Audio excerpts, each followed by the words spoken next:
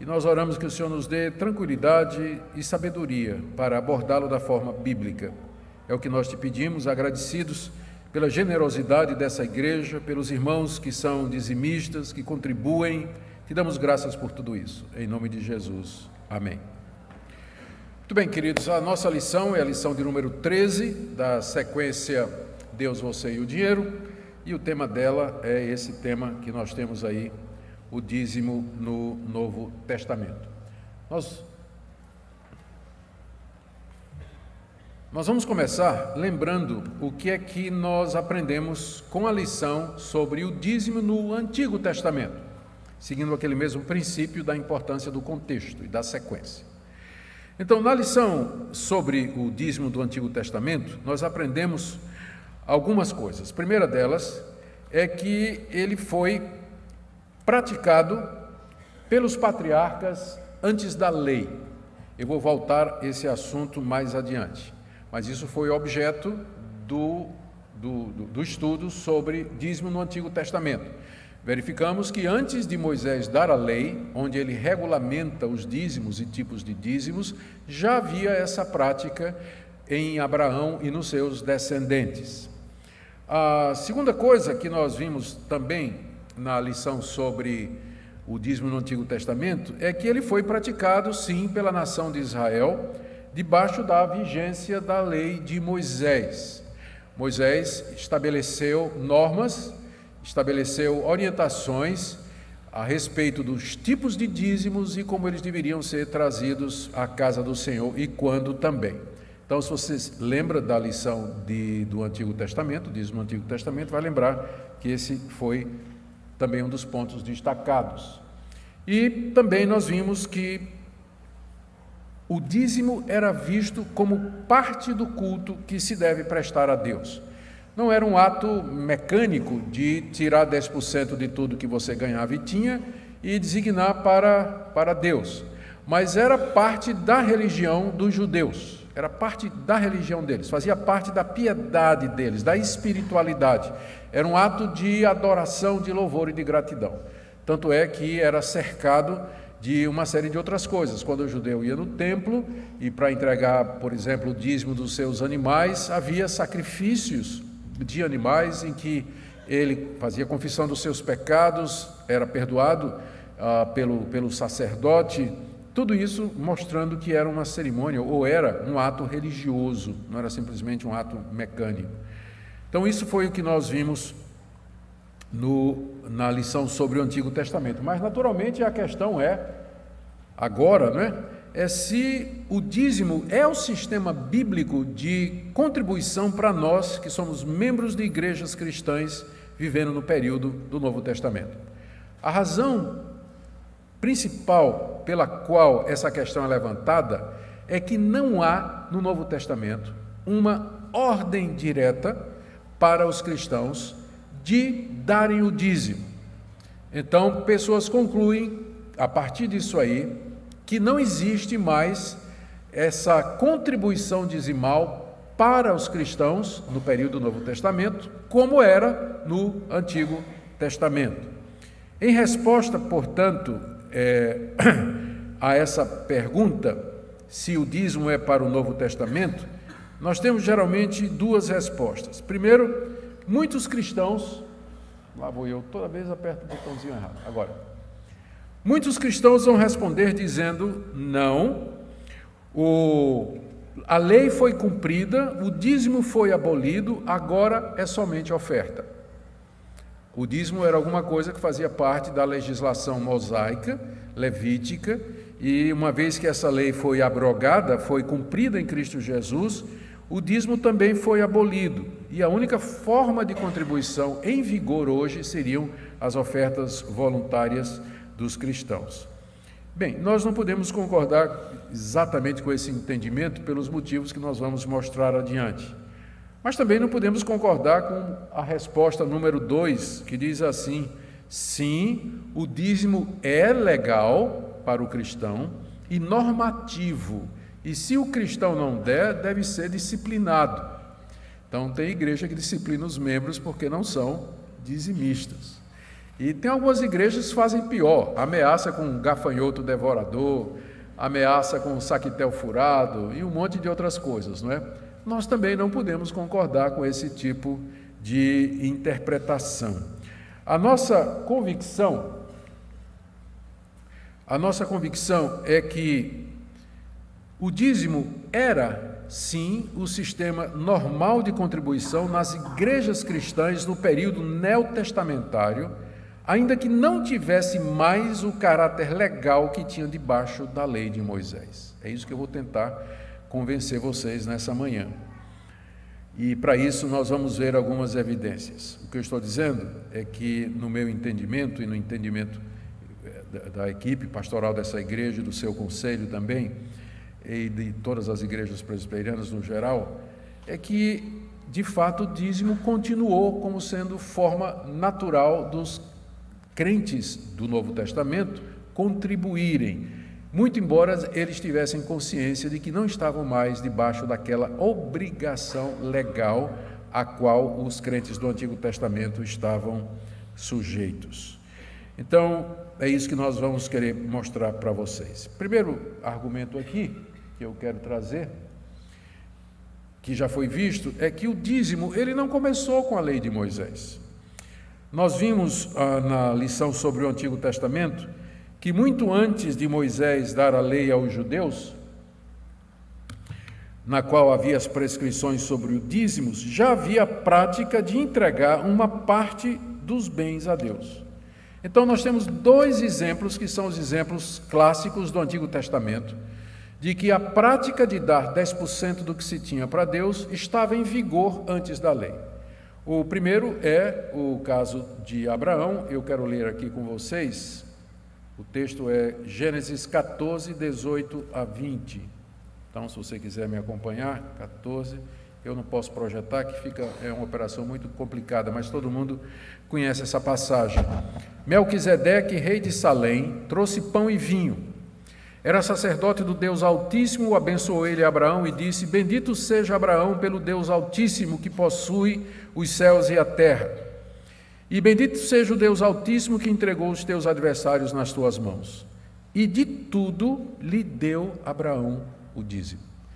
Vocês lembram a história? Abraão tinha voltado vitorioso da batalha contra os reis de Sodoma, contra os reis que haviam invadido Sodoma e Gomorra, havia libertado seu sobrinho Ló e tinha tido uma vitória militar brilhante, com 381 homens contra o exército de 5 reis. E quando ele estava voltando vitorioso, com todo o despojo, todas as riquezas que ele arrancou daqueles reis que ele tinha vencido, Melquisedeque, que era sacerdote de Salém, que mais tarde vai se chamar Jerusalém, Melquisedeque significa rei de justiça e Salém significa paz. Então, esse homem, do nada, ele aparece na vida de Abraão. E ele abençoa Abraão. Ele diz, então ele era sacerdote, como tal, ele abençoa Abraão. Que o Deus Altíssimo seja contigo. E Abraão dá a ele 10% de tudo o que ele tinha ganhado na guerra. Todos os despojos ele dá 10%. Abraão não tinha lei para fazer isso, ele não tinha obrigação de fazer isso, mas ele sentiu que era isso que ele devia fazer em gratidão a Deus que lhe havia dado essa vitória. Como Melquisedeque era o representante de Deus, vamos ver mais sobre Melquisedeque adiante, ali, sacerdote do Deus Altíssimo, Abraão entendeu que ele deveria dar esses 10% ao sacerdote, que usaria para as causas próprias do serviço a Deus ou do culto a Deus que Melquisedeque com certeza estava desenvolvendo em Salém. O segundo exemplo é o exemplo de Jacó, que nós encontramos em Gênesis 28, no verso 22. Aqui é a oração. Eu vou começar a ler um pouquinho antes, do texto que eu disse, vou ler a partir do verso 18, Gênesis 28, de 18 em diante. Tendo-se levantado Jacó cedo de madrugada, tomou a pedra que havia posto por travesseiro, erigiu em coluna, sobre cujo topo entornou azeite, e no lugar, cidade que outrora se chamava Luz, deu o nome de Betel. Fez também um voto, dizendo: se Deus for comigo, e me guardar nessa jornada que empreendo, e me der pão para comer, e roupa que me vista, de maneira que eu volte em paz para a casa de meu pai, então o Senhor será o meu Deus. A pedra que erigi por coluna será a casa de Deus, e de tudo quanto me concederes, certamente eu te darei o dízimo. Jacó era o neto de Abraão. Onde é que ele pegou essa ideia de dízimo? Caiu do céu? É porque ele deve ter aprendido com o pai dele, Isaque, que aprendeu com o pai dele, Abraão. O episódio vocês conhecem bem. Ele está indo para a Mesopotâmia, fugindo do seu irmão Esaú, com o objetivo de encontrar uma esposa e constituir família. De noite, no local ermo, ele coloca a cabeça sobre uma pedra e dorme, e tem uma visão de Deus subindo e descendo sobre uma escada, anjos subindo e descendo sobre uma escada que chegava até o topo. Ele acorda e diz, e Deus então lhe aparece ali, e Deus diz: eu estarei contigo, eu serei o teu Deus, eu vou te abençoar nessa empreitada que você está fazendo. E aí Jacó então responde dizendo: se o Senhor fizer isso comigo, eu te prometo 3 coisas. Primeiro, o Senhor vai ser o meu Deus. Segundo, essa pedra que serviu de travesseiro, eu vou transformar numa coluna, no altar, em homenagem ao Senhor. E terceiro, de tudo que o Senhor me der, eu vou dar 10%. Jacó era meio negociante, não é? Abraão não fez condição nenhuma. Mas já Jacó disse: se o Senhor de fato me abençoar, e o Senhor me der pão para comer, roupa para vestir, então eu vou te dar 10% de tudo que eu ganhar. Ou seja, Deus, quanto mais o Senhor me der, mais o Senhor ganha de volta, não é? Então, mais ou menos isso.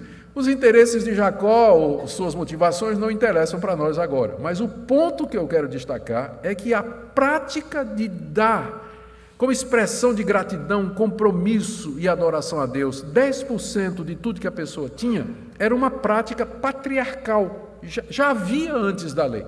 Já havia antes da lei. Então, esse ponto é extremamente crucial para nós. Nós vimos, no estudo sobre o Antigo Testamento, que a lei de Moisés, de fato, normatizou e regulou o dízimo, que já era praticado. Não foi Moisés que criou o dízimo, não foi na lei que ele deu a Israel que o dízimo foi criado. O que ele fez foi normatizar, uma vez que os filhos de Abraão se multiplicaram e era necessário ter um local central onde esses dízimos pudessem ser levados, e pudessem ser levados da maneira certa e pela razão correta. Aí Moisés estabelece, são 3 tipos de dízimos, tem o dízimo dos dízimos, e aí ele vai dizer, né, a lei de Moisés e todo o Antigo Testamento encara o dízimo agora como parte da religião nacional de Israel. Antes era alguma coisa voluntária, feita por Abraão, Isaque, Jacó e os demais.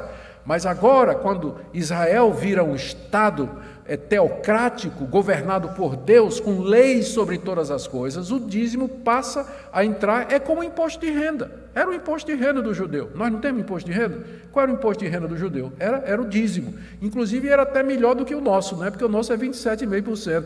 E lá ele pagava 10%, que ia lá para o templo para atender às necessidades dos sacerdotes, atender a necessidade dos pobres. Os pobres comiam do dízimo também. Então, era mais ou menos isso como funcionava o dízimo no Antigo Testamento.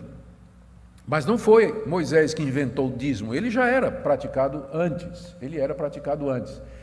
O dízimo antecedia, portanto, as leis cerimoniais e civis que foram dadas à nação de Israel. Meu próximo ponto, esse é o meu primeiro argumento, não é? Que o dízimo antecede a lei. Então, se a lei está em vigor ou não está em vigor, para nós é indiferente. O dízimo transcende isso, está fora dos limites da lei. A lei só regulamentou. Nós não precisamos ser dizimistas conforme o israelita era, mas o princípio de 10% para Deus, isso aí me parece estar claro. Bom, meu próximo argumento é os primeiros cristãos e o dízimo. Eu já vou colocar tudo que eu quero dizer aqui para não ficar passando, né? Tudo bem. Os primeiros cristãos e o dízimo.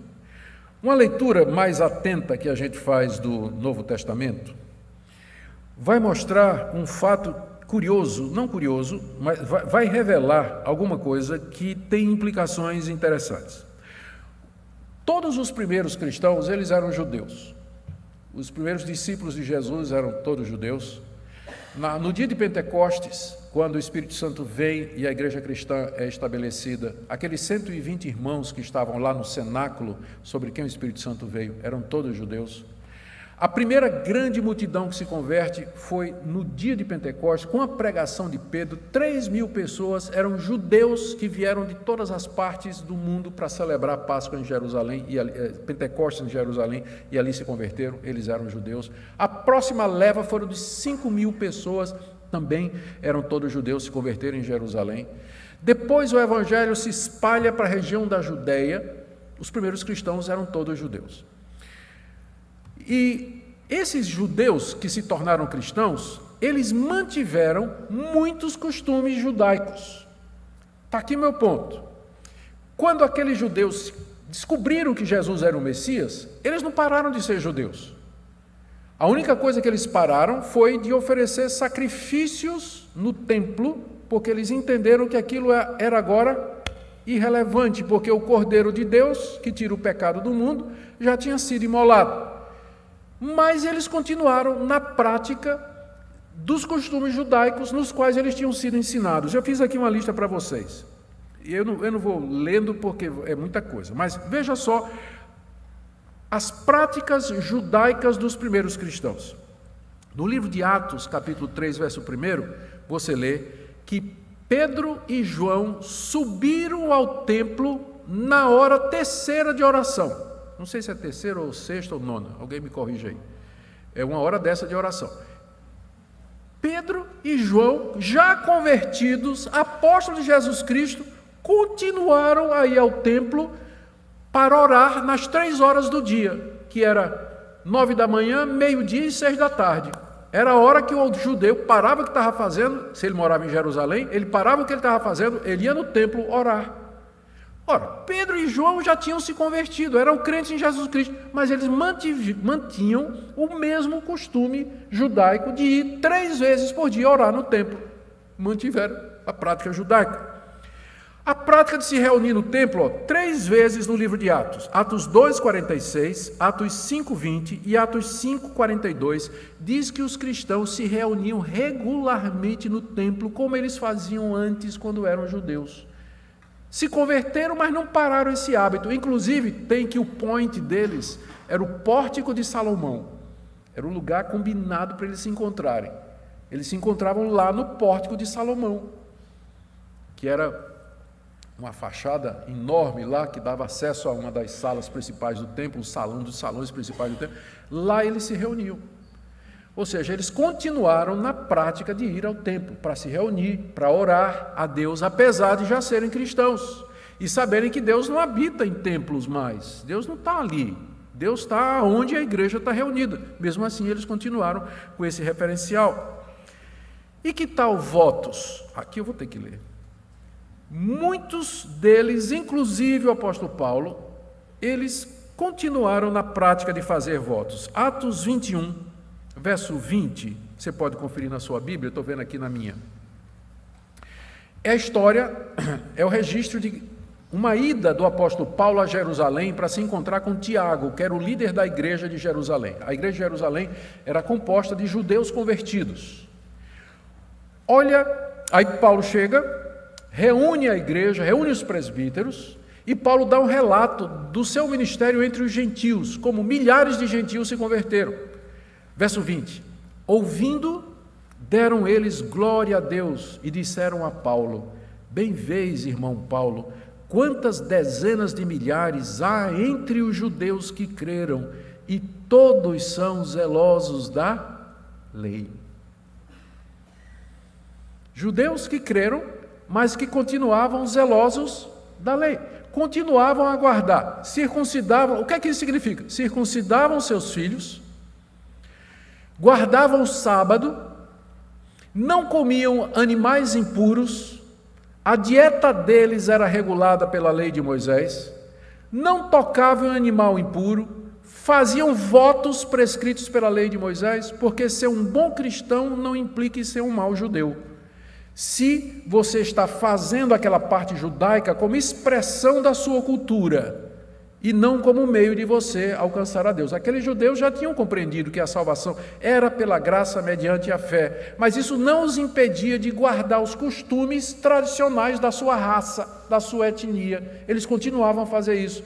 Agora, você vai me convencer de que esses judeus que faziam voto, eram zelosos da lei, guardavam, eles não continuaram a dar o dízimo?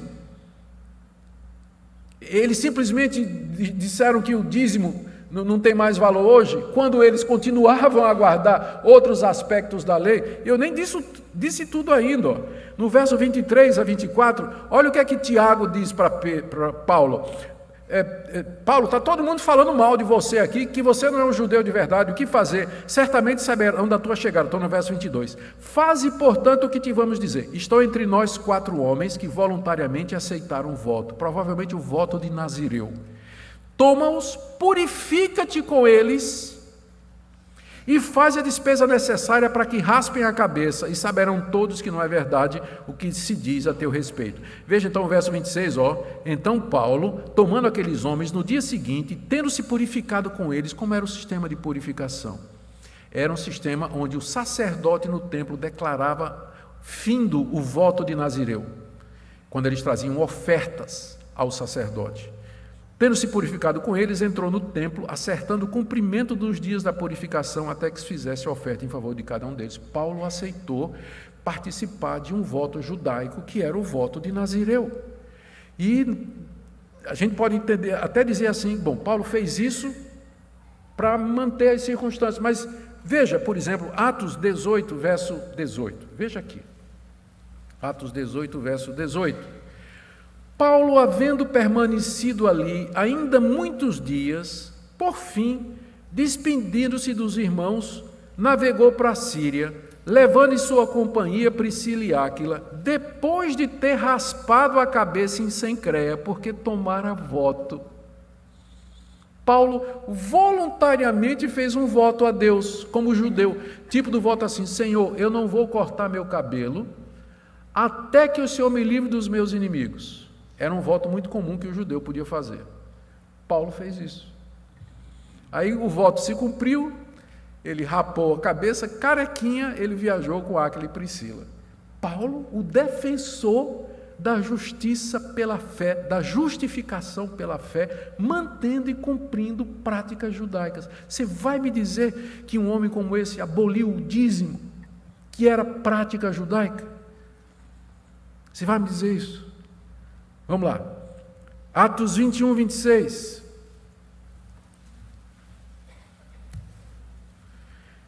Eu já li. Paulo tomando aqueles homens no dia seguinte, tudo bem. Era para mostrar apenas isso aí. Pedro, um episódio muito conhecido na vida de Pedro, está lá em Atos capítulo 10, verso 9. Veja aí comigo. Atos 10, verso 9, essa passagem é bem conhecida. No dia seguinte, indo eles de caminho, está já perto da cidade, subiu Pedro ao eirado por volta da hora sexta, a fim de orar. Então Pedro, o líder do colégio apostólico em Jerusalém, ele continuava a observar o calendário judaico de orar 3 vezes ao dia. Então, quando deu a hora sexta, que é mais ou menos meio-dia no nosso horário, bateu fome, não é? E Pedro subiu lá no eirado para orar. Ele diz o verso 10, estando com fome, ele quis comer. Ele não sabia se orava ou se comia, não é? Está aí. Mas enquanto lhe preparavam a comida, e ele orando, sobreveio um êxtase. Então ele viu o céu aberto, descendo um objeto como se fosse um grande lençol, que era baixado à terra pelas 4 pontas, contendo toda sorte de quadrúpedes, répteis da terra e aves do céu. E ouviu-se uma voz que se dizia, levanta-te, Pedro, mata e come. Mas Pedro replicou, de modo nenhum, Senhor, porque jamais comi coisa alguma comum e imunda. O que é que aconteceu? O que é que Pedro viu? Um lençol descia do céu à terra. e estava cheio, diz aqui, de todo tipo de quadrúpedes, aí boi, ovelha, porco, répteis da terra, cobra, crocodilo, lagartixa e aves do céu, rolinha, urubu, todo esse tipo. Alguns desses animais eram lícitos ao judeu comer, outras não eram. Aí desce o lençol com todo aquele zoológico, né? Aí Pedro olha para aquilo e Deus diz: Pedro, você não está com fome? Levanta-te, mata qualquer um deles aí e come. Aí Pedro, mas de jeito nenhum, percebeu a contradição? De jeito nenhum, Senhor. Se ele é Senhor, você nunca vai dizer para ele de jeito nenhum, né? Mas a contradição, Pedro ficou nervoso. De jeito nenhum, Senhor, porque eu nunca, está aqui, ó, jamais comi coisa alguma comum e imunda. Toda a sua vida, desde pequenininho, Pedro foi criado no judaísmo. Pedro nunca tinha comido porco, nunca tinha comido coelho, nunca tinha comido carne de urubu, eu também não. E uma série de outros, nunca. Ele seguia religiosamente a dieta dos judeus. Seguia religiosamente. Agora, convertido já, crente em Cristo Jesus, Deus diz para ele: acabaram as restrições, não tem mais esse negócio de comida impura, comida pura, você pode comer de tudo, levanta, mata e come. Ele diz: não, Senhor, eu nunca fiz isso. Ou seja, mesmo depois de convertido, Pedro seguia ainda a dieta religiosa dos judeus, ele não comia qualquer tipo de carne, ele só comia aquelas carnes permitidas lá na lei de Moisés. Você vai querer me dizer que esse pessoal tão zeloso da lei de Moisés, eles não tinham um sistema dizimal de contribuição nas igrejas? Se eles guardavam todos esses aspectos? Por fim, assim como, aqui eu quero dizer uma coisa, assim como no Antigo Testamento, as crianças eram recebidas como parte do povo de Deus pela circuncisão, os cristãos incluíam seus filhos no povo de Deus pelo batismo. A questão do dízimo ela é tratada da mesma forma que a questão do batismo dos nossos filhos. Não existe no Novo Testamento uma única passagem que mande os cristãos batizar suas crianças recém-nascidas. Não tem. Por que nós batizamos? Nós batizamos porque entendemos que o argumento do silêncio nos é favorável. Não há um mandamento porque era óbvio, não precisava dizer. Os primeiros cristãos eram todos judeus. Aos 8 dias de nascidos, seus filhos eram circuncidados e eram incluídos no povo de Deus. Eles tinham a prática de trazer os filhos para dentro da igreja e da aliança mediante a circuncisão. Não precisava uma ordem para eles, para que eles batizassem os seus filhos, porque era natural, era o desenvolvimento natural. É por isso que também não tem uma ordem dizendo você dará o dízimo, porque é o desenvolvimento natural. Era isso que eles faziam como judeus e continuaram a fazer. Por isso que não tem uma ordem para isso. Agora, tinha, obviamente, tem textos claros no Novo Testamento dizendo: não tem mais sacrifício de animal, não tem mais o sacerdócio levítico, não tem mais aquelas leis relativas ao templo, o templo não é mais local de adoração, isso no Novo Testamento é muito claro. Mas nas coisas que ele silencia, o argumento do silêncio nos é favorável, ele é favorável a nós, o argumento do silêncio. E não, o fato de que não tem uma ordem direta, não quer dizer então que não havia, simplesmente significa que não era necessário dizer, porque era um desdobramento comum, como nós já dissemos, inclusive o batismo das crianças. Por outro lado, o que a gente esperaria, na verdade, é que houvesse uma ordem ao contrário, que os apóstolos dissessem assim: não tragam mais os filhos, nós não vamos batizar os filhos, não. Nós vamos esperar eles ficarem grandes, eles crerem, darem demonstração, e aí então nós vamos batizar. Não tem nenhuma ordem dizendo isso também. Não tem. Como também não tem nenhuma ordem dizendo: gente, vocês não precisam trazer mais dízimo. Não está proibido o dízimo no Novo Testamento. Não está dizendo isso. Não tragam mais os dízimos, agora é só oferta. Não tem também. Mas nesse caso, o silêncio nos é favorável, porque admite a continuação da prática anterior. Era natural que os primeiros cristãos continuassem, e aí você diz, mas e os gentios? Nós temos que lembrar que os gentios foram primeiramente evangelizados por judeus convertidos. Quem que levou o evangelho aos gentios? Pedro, lá na casa de Cornélio, e depois os cristãos judeus que foram expulsos de Jerusalém se espalharam por todo lugar, plantando igrejas entre os gentios. A mais importante delas foi a igreja de Antioquia. Veja aí comigo, livro de Atos, capítulo 11, verso 19 em diante. Então os que foram dispersos por causa da tribulação que sobreveio a Estevão, esses que foram dispersos eram os judeus cristãos de Jerusalém. Depois que Estevão, o primeiro mártir cristão, foi morto em Jerusalém, então os demais fugiram de Jerusalém para não serem mortos. E se espalharam até Fenícia, Chipre e Antioquia. Todas estas regiões, elas estão mais ao norte, se você olhar o mapa. Não anunciando a ninguém a palavra, senão somente aos judeus. Eles eram judeus, achavam que o evangelho era só para os judeus. Se espalharam e eles só pregavam nas sinagogas e só falavam o evangelho para os judeus. Alguns deles, verso 20, porém, que eram de Chipre e de Cirene, e foram até Antioquia, falavam também aos gregos, aos não-judeus, anunciando o evangelho do Senhor Jesus. A mão do Senhor estava com eles, e muitos, crendo, se converteram ao Senhor. É o começo da igreja gentílica, com esses nomes desconhecidos, a gente não sabe, mas eram judeus de Chipre e de Cirene, quem primeiro anunciaram o evangelho aos não-judeus. E aí cresceu uma grande igreja em Antioquia, feita de judeus e gentios. O que vocês acham que seria a prática normal de contribuição deles? Os gentios convertidos iriam dizer, e como é que a gente faz para a contribuição? E os judeus, que foram quem evangelizaram, os judeus cristãos, iam dizer, nossa prática é 10%, né? É assim que está se fazendo desde a época de Abraão. Desde a época de Abraão a gente faz assim. Então, os gentios que foram evangelizados, discipulados e doutrinados pelos judeus cristãos, com certeza aprenderam deles como era a igreja, o formato de igreja, como é que funciona, eleger presbíteros, eleger diáconos, tudo isso era a prática da igreja de Jerusalém, que inclusive tirou da sinagoga, tirou do sinédrio, da escolha dos 70 anciãos que está lá no Antigo Testamento e assim por diante. O que eu quero dizer é que a raiz judaica da igreja cristã, ela sugere, revela, eu não vou dizer que prova, mas é quase perto disso, de que o natural seria que os primeiros cristãos adotassem a prática do dízimo como sendo a forma natural de contribuição.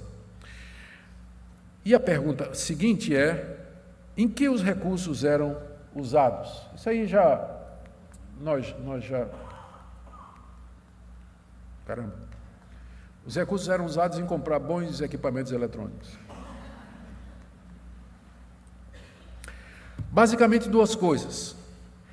Primeira delas, o sustento da obra cristã. Desde cedo se verificou a necessidade de apoio financeiro para aqueles obreiros que se dedicavam integralmente ao trabalho missionário, à pregação e o pastoreio do rebanho.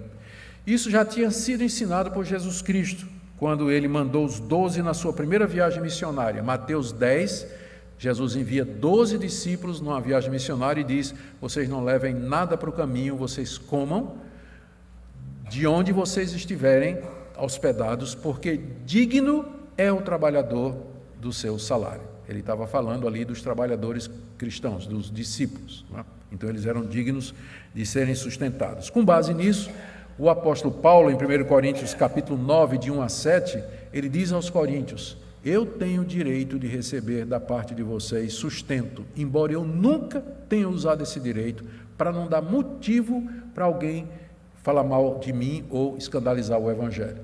Mas Paulo diz, se eu semeei entre vocês as coisas espirituais, seria muito recolher as materiais? É a pergunta que ele faz em 1 Coríntios, capítulo 9. E quando ele escreve a Timóteo, falando a respeito de como Timóteo deveria se comportar na igreja de Éfeso, No capítulo 5 de 1 Timóteo, verso 17, ele diz que sejam considerados dignos de dobrados honorários aqueles presbíteros que se afadigam na palavra de Deus, aqueles que eram dedicados à pregação e ao ensino da palavra de Deus. E escrevendo aos Romanos, carta que foi hoje a base da nossa liturgia, em Romanos 15, de 23 a 24, Paulo diz à igreja de Roma: eu vou passar aí e eu espero ser enviado por vocês para pregar na Espanha. O enviado ali não era assim: Paulo, boa viagem. Não. O enviado ali era apoio financeiro para fazer a viagem missionária para a Espanha. Paulo estava levantando recursos para fazer isso. Então, as contribuições, elas eram usadas em primeiro lugar para o sustento da obra cristã. Sem recursos, sem levantamento de recursos, o avanço da igreja não se faz. Foi assim no primeiro século. Às vezes as pessoas têm uma visão romântica de que no primeiro século não tinha esse negócio de dinheiro. Claro que tinha. É só você ler as cartas de Paulo, ler o livro de Atos. É claro que tinha. Os obreiros, as duas cartas de João, especialmente a terceira, onde João fala de Gaio, que era um homem que tinha dinheiro, tinha recursos e patrocinava os missionários para pregar o evangelho. Sempre a igreja cristã precisou de recursos para poder avançar.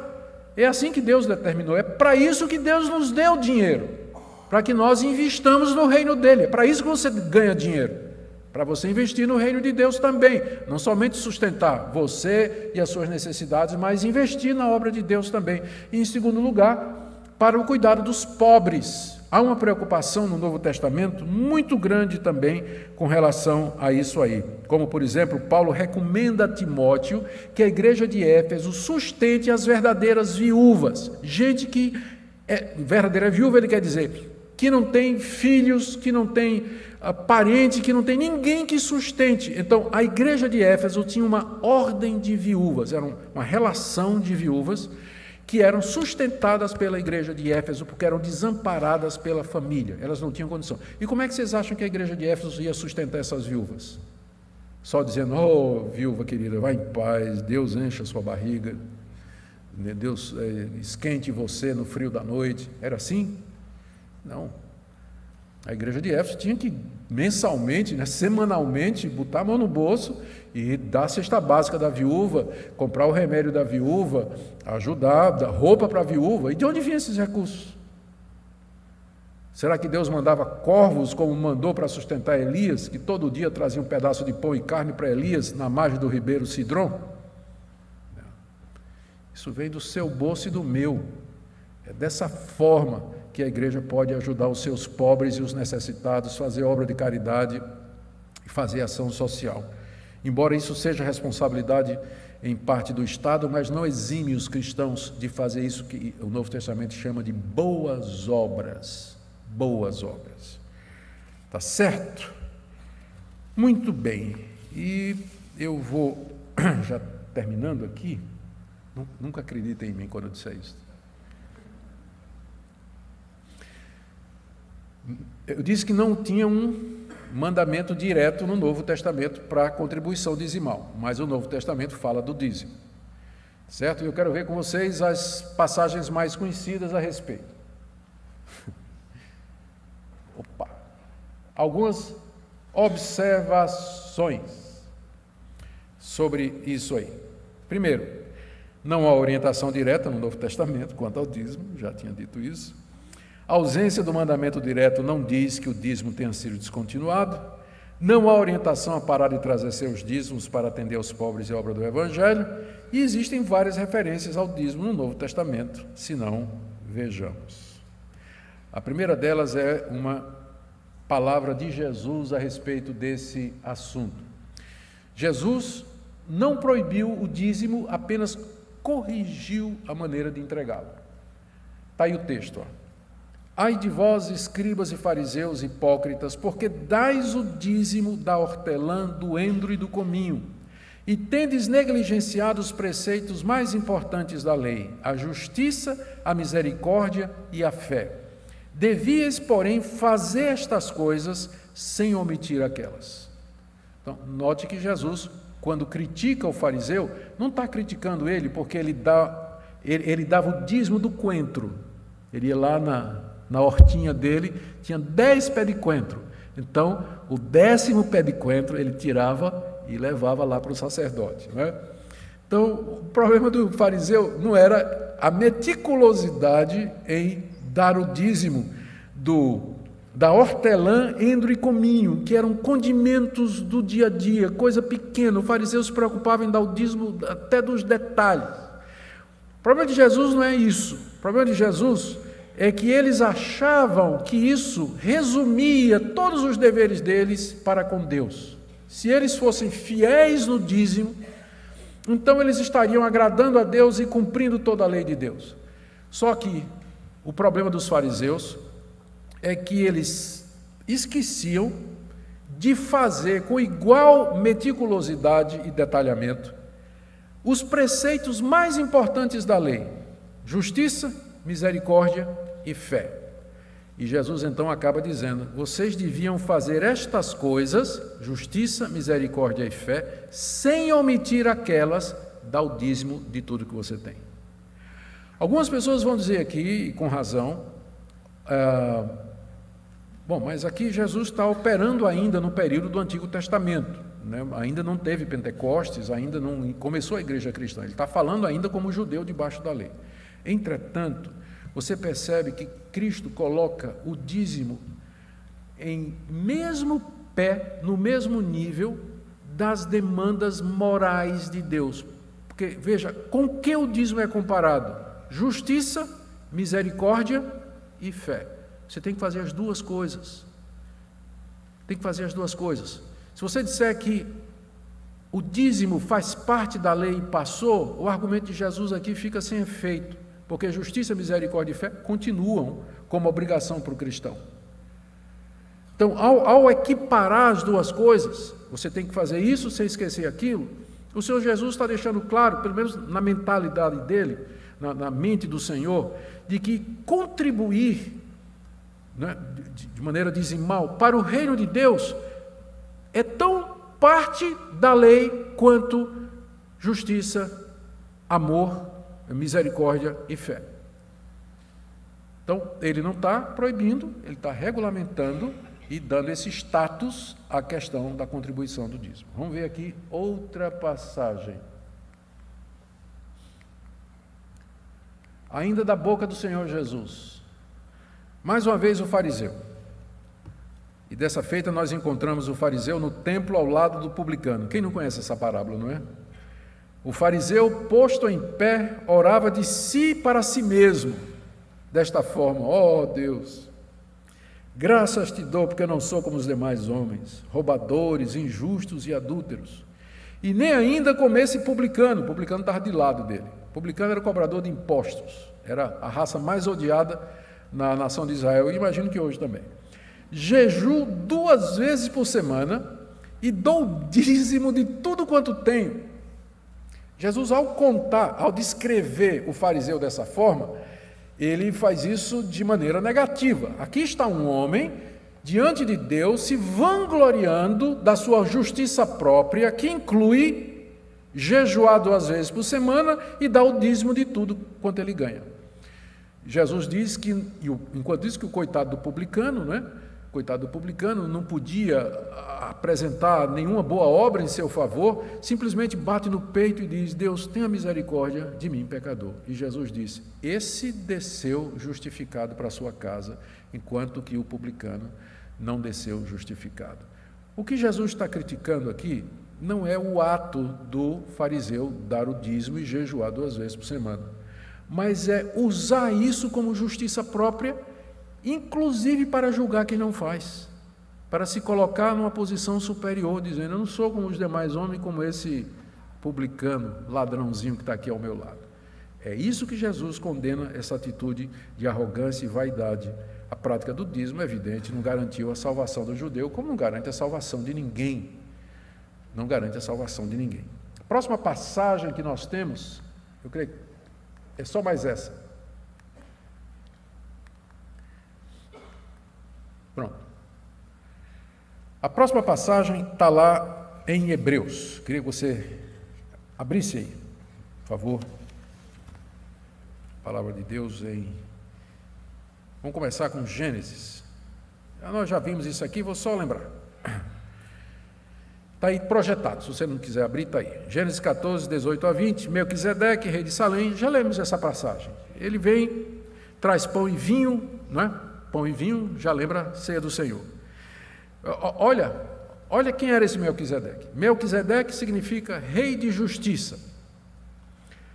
Rei de Salém, paz. Shalom era Jerusalém. Salém é a futura Jerusalém. Trouxe pão e vinho, né? Tá vendo aí a tipologia? E era sacerdote do Deus Altíssimo e abençoou Abraão. Não é à toa, e Abraão lhe dá de tudo o dízimo. Não é à toa que o autor da carta aos Hebreus vê Melquisedeque como sendo uma figura de Cristo. E alguns autores acham que, na verdade, para Hebreus, Melquisedeque era Cristo pré-encarnado. Era uma pré-encarnação de Cristo. Acho complicado essa interpretação. Mas é que a descrição é tão... Vejam como é que o autor de Hebreus trata isso aí. Abra aí agora em Hebreus 7.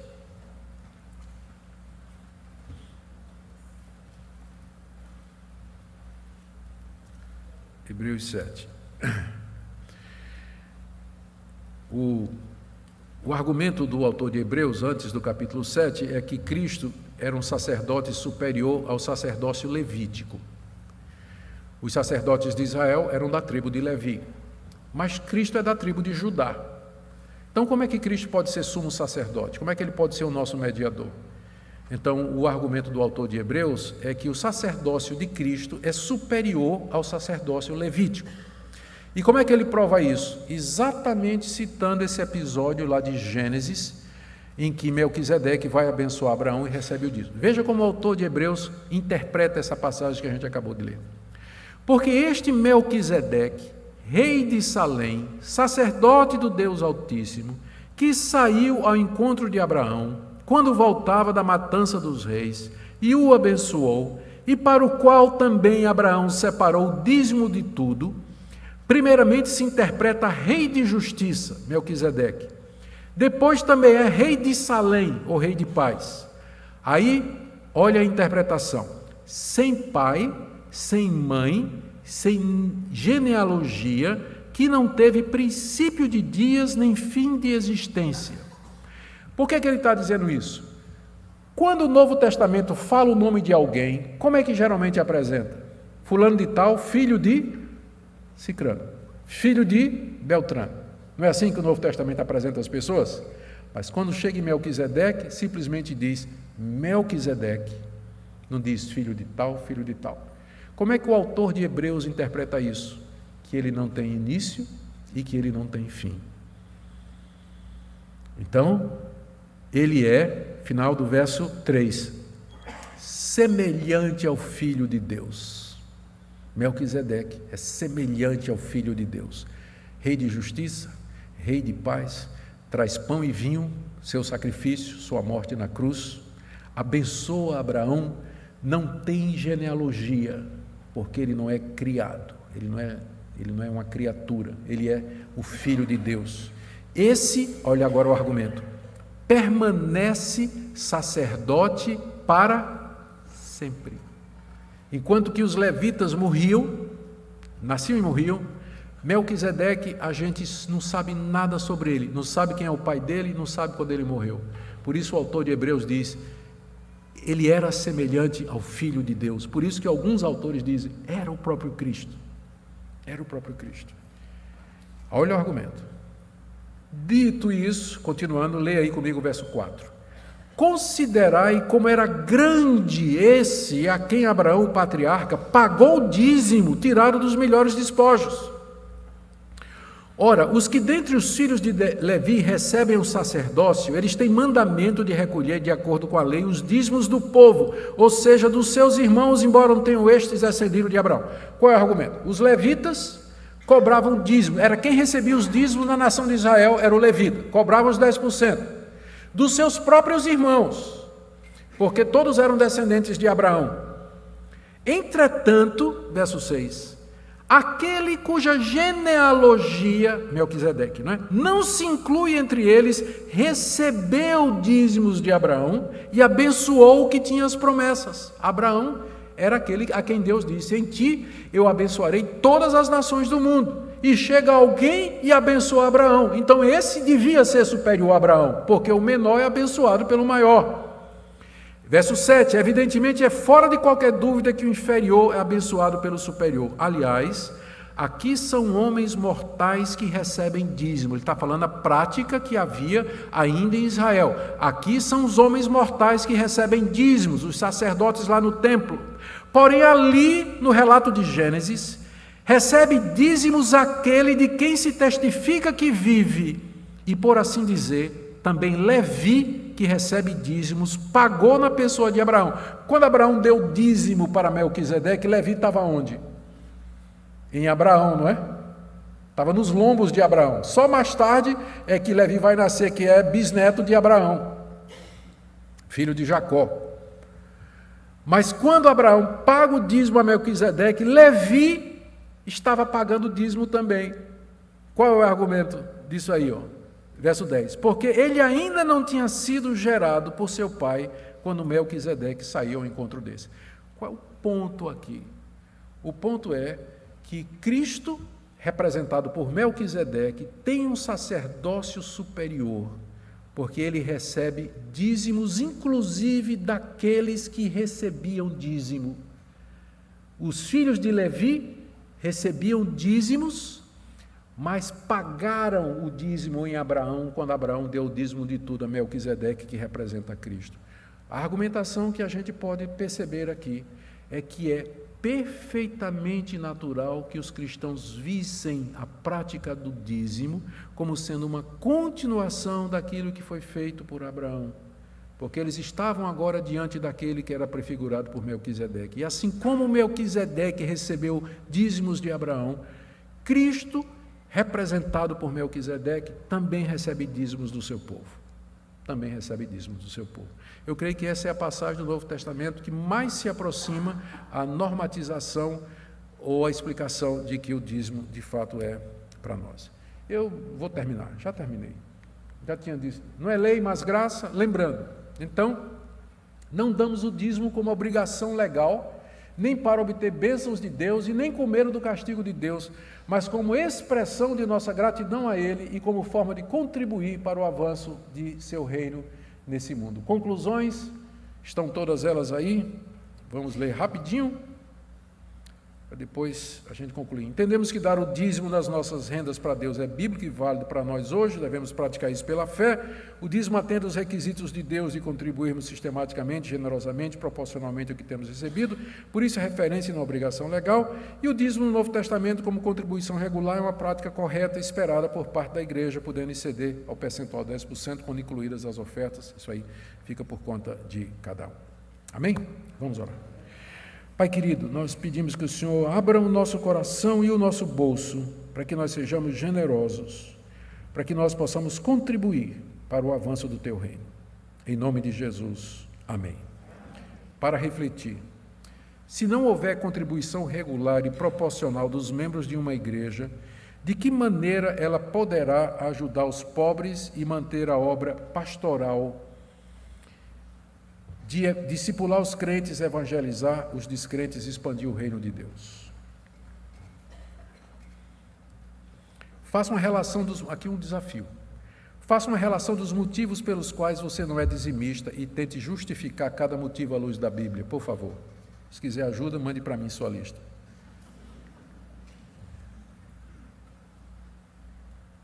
Você acha justo abandonarmos o sistema de contribuição dizimal porque muitos pastores e igrejas abusam desse sistema para se enriquecer? Qual é o problema? É o sistema ou as pessoas que se valem dele?